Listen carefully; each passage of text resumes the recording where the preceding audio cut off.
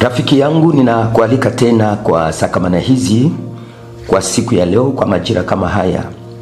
Ninakualika tena kusudi tupate kuongea kwa dakika chache tu kuhusu maneno ya Mungu.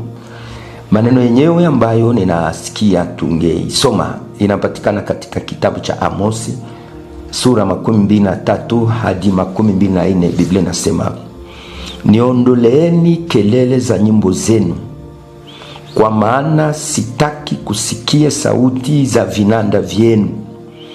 Lakini hukumu na itelemuke kama maji, na haki kama maji makuu. Hili ni neno la Bwana. Mtazamaji wangu, unajua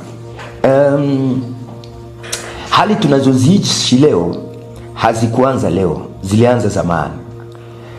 Kwa wakati huu wa Amos pia inaonekana kwamba nyakati hizi zilikuwa nyakati ngumu na mbaya, kwa sababu taifa lilikuwa limepotea. Lilipotea namna gani? Viongozi wa kidini, viongozi wa kiserikali, maandiko yanasema kwamba walikuwa wameanza kupotosha haki. Haki ilipotea katika taifa. Kwa wakati ule pia viongozi wa kidini, viongozi wa kisiasa walianza kupokea rushwa, lakini pia kunyanyasa wanyonge. Na sura hii tunayoisoma ni sura ambayo Mungu anakaripa ni kupitia Amosi, kwa sababu nyakati hizi unaona kwamba haki haikukuweko tena. Haki kabisa haikukuweko. Watu wote wanaanza shiriki maovu.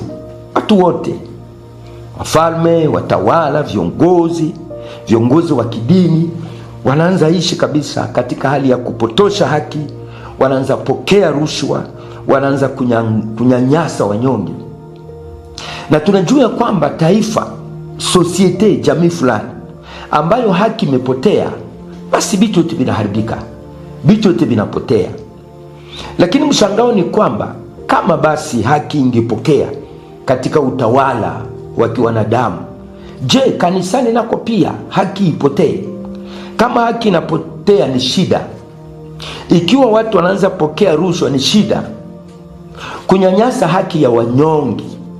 Ni kusema kwa nyakati hizi, kama mtu angekuwa na shida, kama mtu angekuwa na problem na mnaenda mahakamani, hapa utakuta kwamba wakati ule mwenye hana nguvu, mwenye hajulikani, mwenye hana ndugu, mwenye hana rafiki, mwenye hana ndugu, mwenye anajiweza kiuchumi, kiserikali, huyu haki yake haikuonekana, sababu walinyanyasa.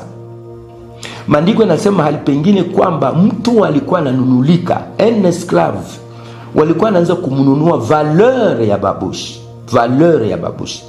Leo babushi hapa Bukavu sijui nauza 5,000 francs au 2,000 francs, sijui même 10,000 francs. Kwa hiyo valeur bangenunua mtu, wananunua haki ya mtu avec 5,000 francs, wananunua haki ya mtu avec 10,000 francs. Vous vous rendez compte? Yani wananunua. Kwa hiyo mwenye hana kitu, mnyonge hana valeur, mnyonge hana cha kusema, mnyonge hana mtetezi, hakuna haki. Rushwa iko mingi. Kwa hiyo ukitaka kufanya kitu, kama hauna nguvu za kupata mali ya kufanya rushwa, wewe hauexiste.